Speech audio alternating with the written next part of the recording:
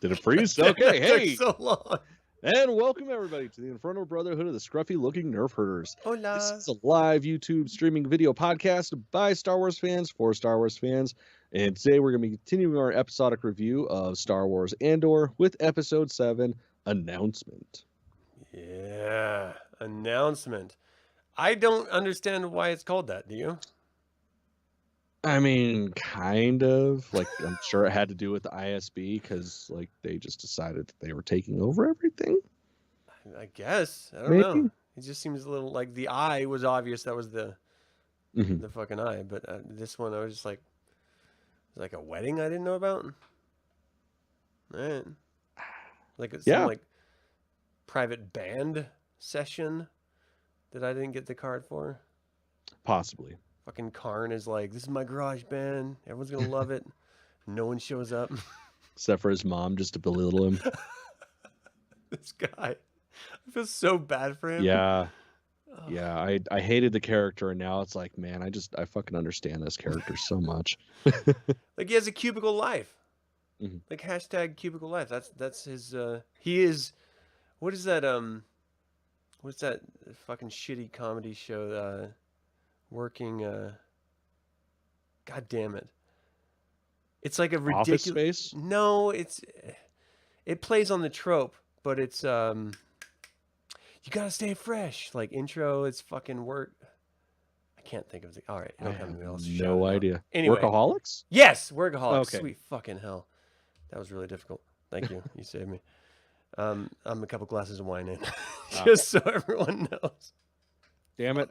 I knew I should have pre-gamed. You gotta every time. I know. I was going to grab some medicinal stuff before I started, and I fucking forgot. If it's after, like, 2 a.m. the day of, we gotta be pre-gaming. Just saying. Fair. It's a weekend. What are you gonna do? Thanks for joining live, peeps who are joining live. What's up? Good to see you. Yeah. So this is, I don't know. I don't even know how to transition. This is directed by Benjamin Caron, written by Stephen Schiff, released this past whatever day of October 19. Let's talk about this episode because, again, announcement. Strange title for a build-up episode. Again, I'm kind of just thinking it's because the ISB, like, the fucking head dude was talking to Palpatine, and they decided, you know what, we're in charge of shit now. So maybe that was the announcement. At least that's my best guess. But yeah, so it starts with starts on Coruscant with Karn, and that poor guy just every time we see him, man, he is just getting knocked down one more peg, and like dude's he's just sitting there staring out his fucking little tiny window out to nothingness. And his mom starts talking shit on his suit that's all nice and tailored that he's proud of. It's like, it's brown. What's that going to say? I'm desperate and I need something. Bitch, he looks sharp. Just let him get along with his nice, tight suit and his turtleneck. For Christ's sakes. As he sits there and eats a cereal like, wow, I wish I was dead. Yeah. Yeah. This is why Ed Gein was Ed Gein. Just so people know, this is the type of shit that drives you to do insane things. Maybe like Albert Fish, just shoving fucking pins all up in your shit because your mom won't shut the fuck up. Like, okay, I get it. I'm a loser. Like, you don't have to keep reminding me. I had a shot. I took it. I missed. You don't have to keep hitting me over the head with the bat. That's all I'm saying. I feel so bad for this guy. And I can't tell if they're doing like a really long game with his character. Like, what's the future of this? Are they just like setting up he's going to go so far into mediocrity that at the other end, someone's going to notice he's actually good at his job and bring him back into the Imperial fold? Yeah, I don't know. I don't understand what they're doing. Like, I kind of almost see it being like that, like him somehow becoming a part of the ISB. But it's like, that's also quite a stretch. So Such a long game to get there. Well, and with this, like, we know that at least correct me if I'm wrong, but there's supposed to be multiple seasons of this, right? Yeah. Okay. Yeah. So, I mean, we know there's multiple seasons. So, like, theoretically, end of the season could be him, like, reaching that end of the line point where he has to go one way or the other or kill himself. So, yeah, we'll see. Well, I guess the challenge of this for the writers is, why do we as an audience member care? Like Mm-hmm. at this point, you start him off as being, okay, he's a testy little bugger and he's going to, challenge the Rebel Alliance. He fails. Mm-hmm. Okay, well, now we're episode 7 in and we're watching him eat cereal. At what point do we, like, care what happens to this fucking pathetic dude? And his, like, terrible mother. Like, if you're a mom out there and you're talking to your adult son the way that she's talking to hers, you have a problem, not your son. Yeah. You. Yeah. You are the problem. Yeah. For real. Like, there's something genuinely wrong with you as a human being. Mhm. I can't. I'm really at like the point, like 7 episodes in, I don't care if he gets hit in the face with a blaster at this point. Like, there's no possible ending that's going to make me care about this character. It just makes me feel sad and sort of disgusted every second he's on screen. So either you're doing the greatest, like, renege of what could be a good character and ends up being a pathetic character, or you're just trolling us. I can't tell. They're building his villain story. That's what it is. This is a long game. Fucking 7 hours in, and you're like, I don't know where we're going yet. Stay tuned. We'll tell you. He might grow a mustache to twirl at some point. Fuck you. I don't. Oh, God damn it. I've tapped out. I'm on the opposite side of that spectrum. Really? I just feel like every time we see him, because we don't see him for very long. I know. We see him just long enough to see him get broke down more as a human. So it's like, I am relating to this guy. Oh, no. I am empathizing with this guy completely. So it's like, I want to see where he's going. No. I need to see where he's going, and I'm excited to see where he's going. I mean, let's ask the chat. What do you guys think? Are you invested in this guy? In poor Karn? Or are you sort of over him? Like, let us know. Are you Team Karn or not? Hashtag Team Karn. Oh, this guy. Yeah, so then what's that? I said it's pretty rough. And then it only keeps getting worse for him throughout the episode because, then he goes to this job interview. Oh, man. And this guy's just like, yeah, it's not exciting, but it's necessary and people like it here. We got a lot of lifers. It's cool. You'll enjoy it in the fuel supply line. We just had an opening. What brings you here? Well, I fucked up royally. I lost everything in my life, and this is where I ended up. Yeah. Cool. So, yeah, do you want this job? Just that fucking guy, man.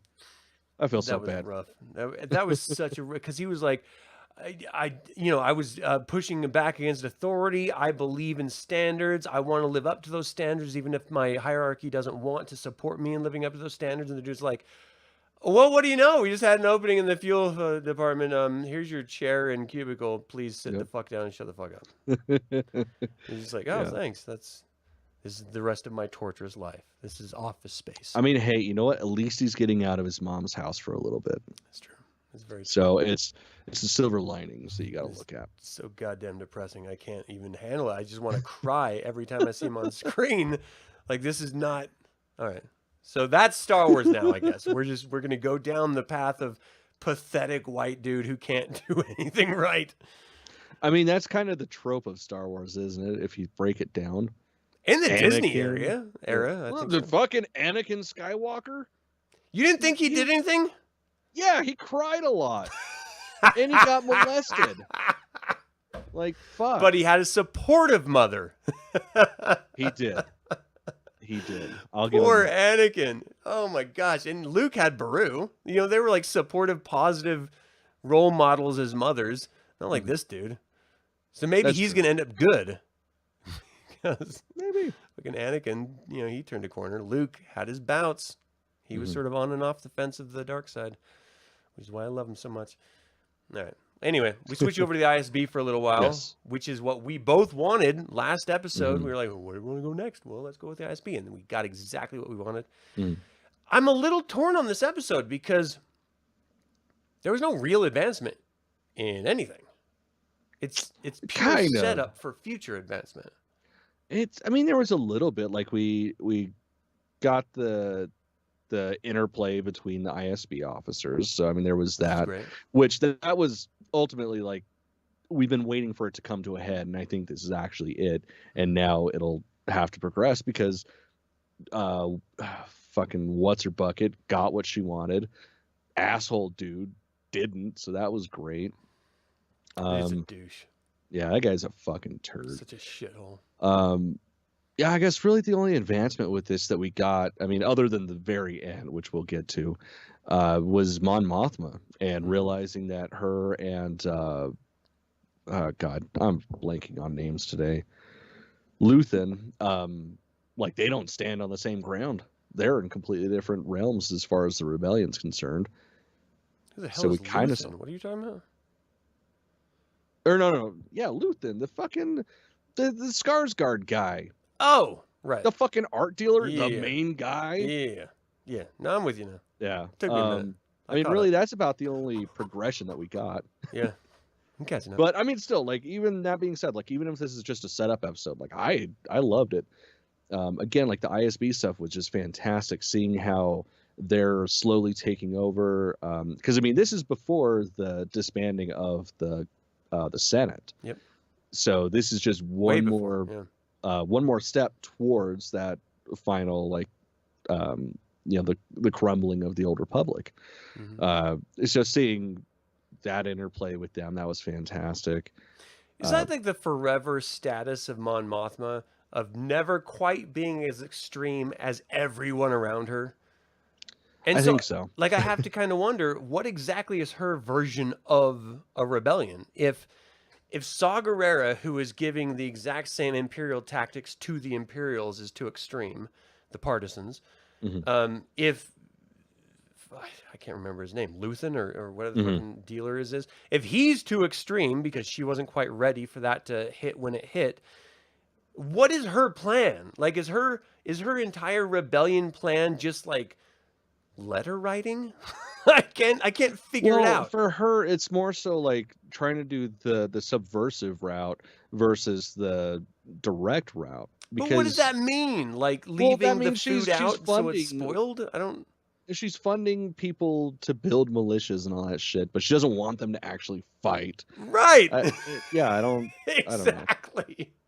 She's reaching into her own back pocket in order to fund these people that she gets angry at when they actually do something that they're being funded to do.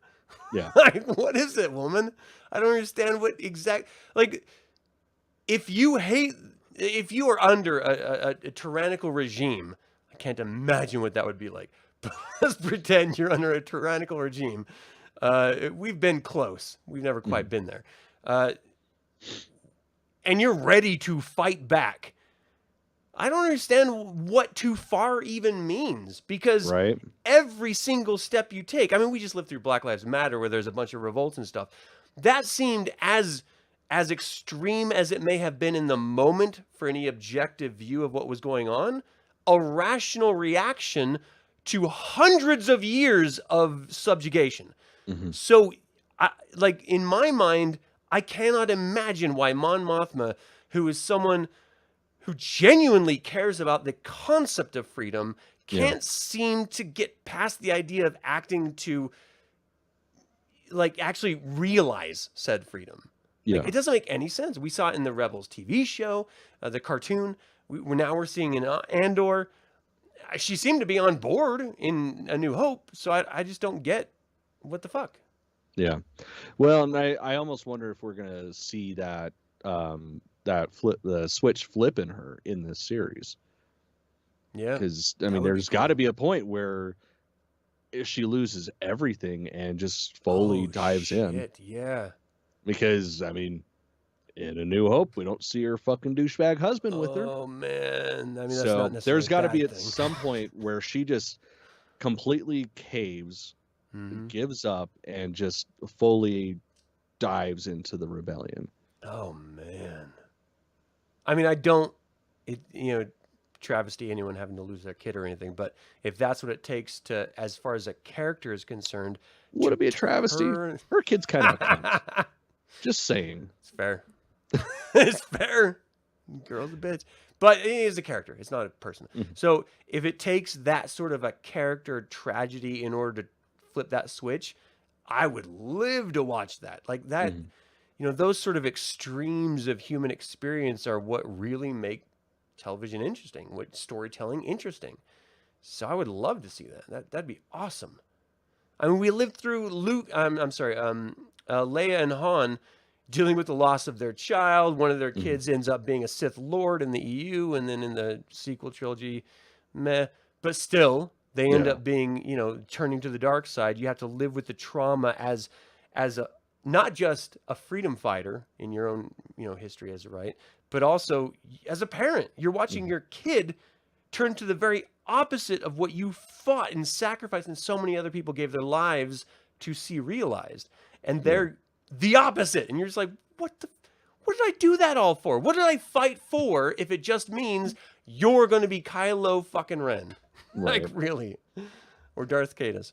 Yeah. Oh, man, it's brutal. EU is so much better than the sequel trilogy. God damn so much better. Even with Uncle George sticking his finger in and fucking up the pot, it still turned out great. Yeah. I mean, still pot, you can still smoke it. Even if it's fucked up. That is true. All right, let's see. You think that the awesome heist storyline, there was no way this episode couldn't disappoint in some way after the awesome heist storyline. I guess this is, you know, where I'm sort of struggling a little bit, because as much as I enjoyed this episode, I felt like it had less momentum than even the first or the fourth episode, which were both story arc setup points. And so, unless, that is to say, the entire setup point is solely with the ISB, and we're seeing this huge changeover, because we did see, you know, I mean, the guy that was working with Anakin Skywalker, who, you know, changed from the Imperial Navy to the ISB, who is in direct contact with Palpatine, the Emperor, well, the Senator at this point, or Supreme Chancellor at this point. He steps in. No, he's the Emperor. ISB. I thought he wasn't the Emperor until he, like, didn't he say Senate. Emperor Palpatine? I don't. He did, but like in my memory, I thought he wasn't Emperor until the Senate was dissolved. Well, like going back through history. All right, he's gonna be typing. Do you guys know who are watching this? Who's faster, his fingers or your brain? Let's see. So, Luthen is not a Jedi, Chris. Yeah, he was the first Galactic Emperor from 19 BBY to well, we know he was Emperor, of course. But yeah, is this 19 BBY already? Yes. Really? Yes. Like, at what point did he declare emperorhood? 19. Oh, wait. Yeah, that. No. Yeah, because that would be Revenge of the Sith. In Revenge of the Sith, he declared himself emperor? Yeah. Okay. Yeah. My math is way off then. Yeah, because that was when Luke and Leia were born, was 19 BBY. So, yeah. That's when he declared himself emperor? Yeah. All right. I am fucking getting confused on shit, but whatever. Anyways, it doesn't matter. He fucking, it's that same guy. It is the same guy for sure. I do like the fact that we see this sort of progression of these B characters who you would never think anything about him unless you watched Clone Wars, unless you really paid attention through Rebels and stuff. Like, I had to be reminded by watching other people's content in order to really make that connection. And seeing it, I was like, oh, that's great that they included that. And they just sort of gave that little nod to those of us who are, you know, sort of obsessive and geeky about this type of stuff. I think it's cool as shit. So definitely. Maybe I don't think he should be emperor yet. I think you should dissolve the Senate before you're emperor. How could you be emperor with a Senate, even if it's a fake Senate, right? If he's not listening to it, how would everyone in the Senate be like, yeah, that's okay, you can call yourself that? Isn't that what Rome did? That was a republic, though. That was like a straight republic. We're like a democratic republic. We have representatives for the people. They just have representatives, flat, full stop. It doesn't matter. This isn't a fucking civics class. This is fucking fantasy. So then I really enjoyed watching that interplay between those ISB characters. And then finally when he's like, hey, come talk with me outside of the thing. He's like, great job. You know, you stood up for yourself. You made that dude eat his own shit. That was awesome. But watch your fucking back, because they're going to be coming after you now. I love that. thinking it's gonna be some grand scheme that he's gonna be saying. He's not, just like, hey, good job, be careful, and that's it. I thought it was so just on point for the Empire.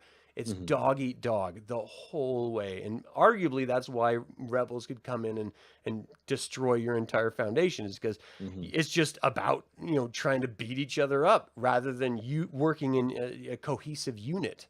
Yeah, especially in like an intelligence field. You're just asking for trouble by breeding that type of culture. Poison. All right. All right, so Rail's assistant Clea Markey meets with Vel on Coruscant. That was a shock to me. I did not think they were going to ask her to kill fucking Andor. Yeah, that was surprising. Figured that was kind of that. Just, it's done. Like, you know what it's honestly reminding me of? With how, like, disbanded everything is and unorganized it is. Kind of reminds me of 1984. Like, I'm getting a real mix of 1984 and Blade Runner with this series. Right. Like, definitely Blade Runner. I'm loving it. Yeah, I like that a lot because, again, it is still early Empire. This isn't like late New Hope Empire where, again, the Senate's dissolved and it's all run as a dictatorship entirely. We're still pretending like different systems have a say in what's happening, even though we're abjectly subjugating and murdering and disenfranchising billions of different people on different planets throughout this galaxy. We're still pretending at this point. And I kind of like that because you do see the stretch marks, you see the growing pains, not just within the individual organizations, but also in the way that they affect the different systems. I mean, we see this when Cassian goes back to try to get his mother to go with them, and she's like, no, I got to stay here. I got to rage against the machine. Right, I'm fucking old. Fuck you. I'm a rebel, goddammit.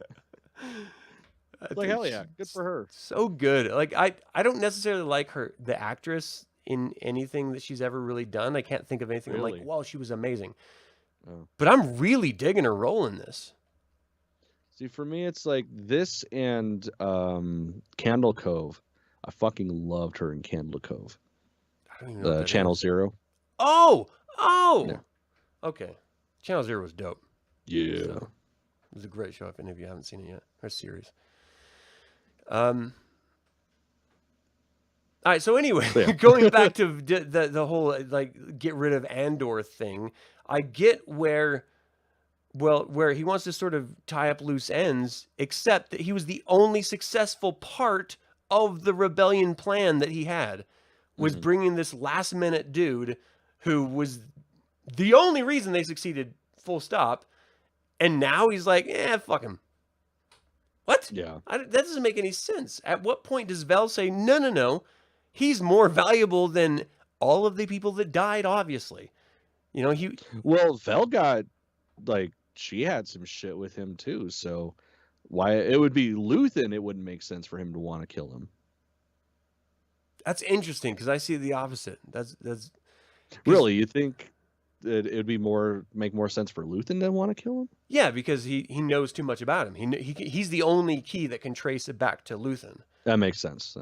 Except that Vel's the exact same situation. So then my argument falls flat. Well, why don't you just get rid of both loose ends? But then if you get rid of both loose ends or either of both loose ends, that's the only successful part of your entire plan. Because they're the only survivors. Right. So the whole thing falls apart when you start examining it. And this is also another part of this entire scheme of the idea of subterfuge and spy thrillers, is that who can you really trust? As much as you think that you have faith in the other person, if their family gets threatened, they'll turn on you. You know, if their honor is impugned in some random way that they may feel obligated, they can turn on you. Like, you can never fully trust anyone. In the fledgling era of a rebellion, when you have all these different disparate cells operating independently amongst each other in different ways before they're actually formalized into any sense of unit, you can't trust anyone, even though you're all on the exact same team, not necessarily fighting for the same goals, but the ultimate outcome is the same, you know, Yeah. overthrow the Empire. Like, I love that aspect of this.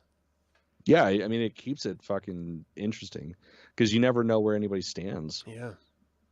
Yeah. So we see some really insane stuff happen in this episode. I never thought Andor would be going to a fucking pleasure planet. Resort town? Yeah. Yeah. He ends That up in shit was Cabo great. for some reason. Which is fucking weird in itself. Yeah. And then he gets fucking thrown in jail. Like, Yeah. Yeah. And, oh, this used to be a 6-month sentence. 6 years, because fuck you. Yeah. And the biggest thing was seeing him get choked out by a K2 unit. It's like, holy shit. Like, he was just standing there. He wasn't even doing anything. Did you think we were going to get the K2SO meeting? Oh, yeah. I was hoping for it. I knew if it was going to happen, it's too soon. Mm-hmm. Because we're getting, what, 12 episodes with this season? 10 episodes, something like that? So it seems like it'd be a little bit too soon. But, yeah, there was that little bit of me like, oh, my God, is this it? Just as soon as I saw him, I was just like, oh, it's got to be. Because we've never seen them out in the field before. I always thought they were supposed to be security droids, which meant they definitely were.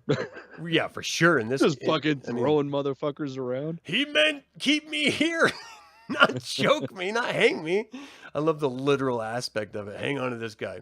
Okay. Fucking, it was like, it was just fucking crazy to think that they would have droids that are that literal, openly operating with their full programming. Like, that's normal to you? You don't think that's extreme? As, I don't know, like, just hold on to them, you know, or just stand there waiting. I don't know. Yeah. Choking. How many people have to die before you're like, maybe we should reprogram this shit? Like, I mean, it's the Empire. Do they really care? I mean, clearly not. It's like they're going after a bunch of criminals. It doesn't matter if they detain them or they kill them. But then that's the thing, is that they're not criminals, like, right? Like, there's no evidence that Cassian was in any place of being a criminal at that point. He was literally just walking by while shit was happening, and so he was a sort of a, you know, wrong place, wrong time circumstance. And they still treated him as if he was a violent criminal who just murdered his children or something. Like, they treated him as if he was the worst thing ever. And he was just like, what the fuck are you talking? And he wasn't even rude. And do you think this is a statement about do you think this is a social statement about our current society and policing? Or do you think this is just a play in, you know, a sort of circumstance in the world of Star Wars? No, definitely the latter. Because the thing is, like, I mean, it's any sort of excessive use of force will always seem like a social statement when it's relevant. It's true. I mean, this is the beginning of well, I guess not so much the beginning of the Empire, but this is, you know, within the first, like 15 years, 10, 15 years of the Empire. So they're still trying to get their feet. And of course, there's going to be random people with God complexes. So it doesn't surprise me that there would be this bit of force, or like the extreme measures with sentencing. That seems crazy to me. Yeah, especially for her to say that, oh yeah, this used to be a 6-month sentence. Yeah, she's just like, you know what, I see that you're a human, but I don't care. I just don't care. Like, you go for the rest of your life, it doesn't matter to me. I just need to finish this Twinkie, because you're just fucking snacking the whole time. Like, what the fuck? Is that an eclair? Is that like the most delicious dessert you've ever had? So for you just forsake another human being so you can lick your fucking lips? I mean, I've had some pretty good cookies before, so I get it. Yeah. What do you guys think of Miami Star Wars style? Says Chris. If you mean the island world, the resort world, I dug it. You know, of course. Thing is like that felt like the good version of the sequel trilogy attempt at the casino world, you know, the pleasure world or whatever. Yeah, Canto Bight. Yeah, it was like, no, this is how you actually do it, and you do it right. You don't do it that way; you do it this way. And I thought it worked. Yeah, because that felt real. Canto Bight just was excessive to the extremes. Like, that was like, you know, like, oh, let's talk about how much we hate rich people. Let's just over embellish it. This felt like a fucking resort. If you've ever been to a resort, that's what a fucking resort looks like regardless of where you go in the world. Yeah, no one cares about you. They're wrapped up in their own shit in the moment, and you're just running around. Especially if you're, trying to avoid the eye of the Empire. As soon as people start running by and people start getting chased, you're like, oh shit, I got to get out of Dodge. Yeah. And you run into fucking sand trooper douchebags. What are you gonna do? Yeah, goddamn shore troopers, fucking turds. Shore troopers are douches. Like that, arguably the best job in the Empire, and you act like an asshole. Like you're literally in a paradise. Just fucking chill out, man. Yeah, but walking around in that kind of uniform, like that's true. It's rough, man. Hot. It's rough. It's hot. Yeah. All right, that's fair. So let's go to Mon Mothma and her dinner party. Shit. I mean, we already talked a little bit about Mon Mothma, but I love how she's going to her old friend, the banker guy, and she's like, "Hey, I want to talk about politics." He's like, "Step back. You're not going to like my politics. I'm really anti-empire." And she's like, "Hold my beer." Right. Keep drinking. I'm going to keep talking. Let's smile. Let's go over here. God, that was fucking great. If I was her husband, I would think they're having an affair. 100%. I mean, I'm a jealous person anyway, so I just, but like the way that they were getting on, I was like, how close are you guys friends? How come you don't want to be around other people? You got something you need to tell me? I'm not going to let him fuck you in front of me. I'm just putting that out there. It's not happening. I don't care how close he is to you. Yeah, I'd have a problem with that. Maybe I'm the only one here with that. I mean, her husband's a douchebag anyway, so, who gives a fuck? But still, I just, like, she was in the zone with this guy, and he didn't even seem like he was vibing with her at all, even though they're supposed to be old friends.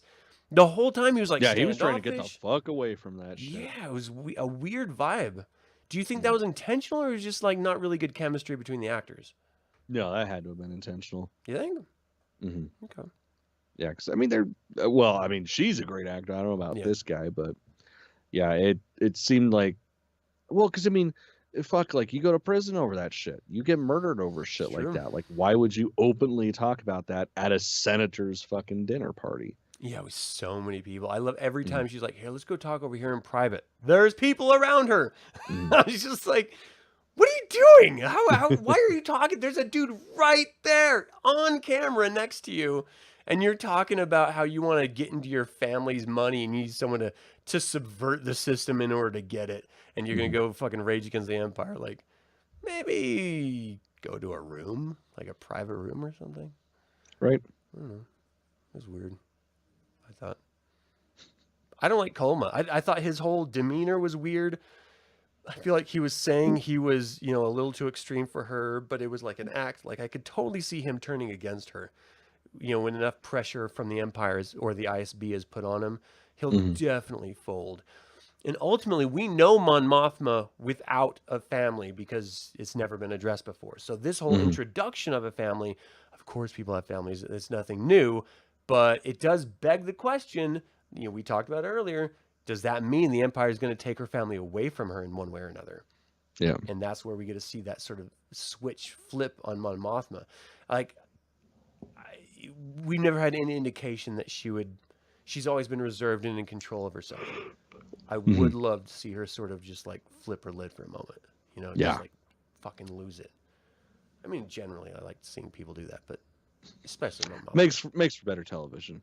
For sure. So Cassian goes back to Ferrix in order to settle all the old debts with his old friends that have always hooked him up. I really love that moment. Was it believable that his childhood friend, the rebel that hooked him up with this fucking dealer, she is straight up like, get the fuck out of here. I don't want anything to do with you. Like, would she... I felt like it seemed like her character should have wanted to go with them or something to escape it. But everyone's just like, no, I like it here being subjugated. Well... part of the problem I see is just like she's had time to dwell on the fact that she watched her boyfriend get fucking murdered in front of her, and everybody blames Cassian for that happening, and not just like him getting murdered, but the entire occupation of Ferric. Yeah, like they blame him for it. So I believed where she was coming from. I mean, you saw the way he was dressed; he was kind of asking for it, so. It just does feel like a blame the victim situation. Like, Oh, she was raped? Yeah, but did you see the level of her skirt? Like, her skirt height indicated her desire to be I saw raped. her ankles. Yeah. Like, did you see those calves? God damn. How could you not rape those calves? Like, that's, he was around when his fucking shit hit the fan. Yes, he was involved with it, but so is she. She set the damn thing up. So he's the one to blame because he just played the role. Easier to blame other people than yourself. That's true. That's true. I never shit the bed. It's always my wife. Oh, obviously, because that's fucking gross. Duh. She'll love hearing that. I did like seeing those flashbacks with the clone troopers, though, when his sort of surrogate father got killed and stuff. Yeah, now we know where he went. Oh, man, that was great. It was like a Jojo Rabbit moment. Definitely. Yeah. Is a little heavy, sort of on reflection, but that's what I like about this show is it's not trying to be funny. It's not forcing jokes on you. There are moments, but overall, this is a serious thriller, and we're just sort of along for the ride. You know, I mean, this is a couple murders and close-ups of eyeballs away from being an Argento flick. I feel like the colors aren't quite there, but I can see where you're going. That's true. No one else gets those fucking references. I loved Marva standing up, saying, no, I'm too old for this. I'm going to stay here and I'm going to fight in my own way, even though she's not going to fight. What the fuck is right? And then just seeing him, like, you could tell he was struggling not to tell her that he fucking did that heist. Yeah. But I mean, it just shows like how serious he is about shit. Like he's not fucking not saying shit because he knows better. I love this show. It's so good. It's just so detail oriented and just it puts me in that space, that sort of that headspace of trying to survive in this insane environment. And there's literally nowhere you can turn for support. There's no safe space anywhere. And that's exactly what it would be like in the Empire's galaxy. I love that. It's so goddamn good. All right, so ultimately, we had already mentioned he gets captured for literally no reason, sentenced to 6 fucking years. Is he going to live that out? Do you think, like, does he have his little rebellion book with him? Like, what is he going to write Mein Kampf? What is his 6-year term like? I think there's a little bit of a different experience than that, but no, he's got to get out. He's got to get out sooner than 6 fucking years, because 6 years would be after the Battle of Yavin. Yeah. All right. Can you guys talk about the girl Andor did? Who got more tail in their life? Too. Andor or Han? Wait, what? He asked, who got more tail in their life, Andor or Han? Han Solo. Definitely come on, that's a stupid question. First of all, he wasn't imprisoned, so yeah, he was. Unless you're not for. Wait, what? Han Solo was imprisoned? Yes. I mean, other than Carbonite, what? Well, fucking, how did he meet Chewie? He got imprisoned that way. Yeah, that was like a night. He was also on Kessel. Like, he was in prison on Kessel for a bit, too. In EU? I guess at definitely this not point. In the new one. I don't know if that's canon anymore. Yeah, I don't know. Fuck, I don't know. I don't know a lot of his canon history or his EU history, to be 100% honest. In any case, 100% Han. Definitely got more tail. First of all, he's more interested in getting tail than Andor is. Andor is just like, I need to survive. Like, I just want to breathe tomorrow. That's my choice. I choose life. And Han is just like, I need to get it in. I need it wet. If it's not wet, I'm not really living. Yeah, that's pretty much how I see it. I like Han. That's a model I can live my life by. I'm down with that. Yeah. All right, well, what was your favorite part about this episode? Oh man, see, that's a toss-up because the ISB shit was super fucking cool, and I loved seeing it. But also seeing K2 droids like chucking people around in the background, that shit was pretty dope too. Just brutal. Yeah, I think I really love the interplay between the ISB. Seeing that woman work against that dude. I don't have their names here at the tip of my tongue here, but I love seeing that, and then seeing the leadership sort of supporting her, but then warning her like, I can't really support you, so watch your own fucking back. Well, and then even telling everybody to go against the fucking code, like That was awesome. Yeah. Oh, but she did stuff outside of the rules. Wah! Cool. I guess everybody should, but you're all pussies. So, yeah, that was great. It was so good. Did you have a least favorite moment? Nah. I'm trying to think of my least favorite moment. I think mine has to be just the programming of those K-droids, those K2 droids. Why would you ever have someone that takes it so literally that you're murdering your suspects before you can actually take them to trial or something? That seems so over the top to me. Just like ridiculous, comically over the top. I don't know. You would have like an update, to fix that behavior. It seems like before it even got into the field for testing. I don't know. That seems a little obscene. But then, K2SO was kind of that way anyway, so maybe it's just the droid. That's what you are. It could be. All right. Hopes for the next episode. What do you expect? Shit, I don't know, honestly. Like, I mean, I want to see what happens with Andor's prison sentence, because he's going to break out. Like, that's what's going to happen. He's going to get to his colony or whatever, wherever the fuck they're sending him, and then he gets busted out. That'd be awesome. So, what I love is other than that, I don't know. Yeah, the struggle between Kel is going to try to find him and kill him, but she can't because he's imprisoned. So does she break him out in order to kill him? Like, that's what I want to see. I want to see her break him out with the intention of killing him, but of course she can't go through with it because he was the only good part of the whole plan. And they build some sort of relationship because of shared experience, and they both really want to see the same thing. They overthrow the Empire, and like, that's where it really is going to get messy when you have the people running the rebellious organization conflicting with the people actually on the ground. Yeah. I mean, that's some dirt right there, because then first of all, we already talked about the difficulty of trusting anyone in this time period, especially if you're starting a rebellion in this fledgling, imperial time. But when they really start to rage against your leadership because you want to exterminate the best part of the rebellion, like, I mean, Mon Mothma dealt with it with the partisans in Saw Gerrera. We're probably going to see it with Kellen and Andor and Lumen, or whatever the hell his name is. Like, that's what I love. The dirty, nit and gritty, fucking the distrust and the I don't know, subterfuge. I love it. All right. Yeah. Good stuff. Anything else? No, I think we got it.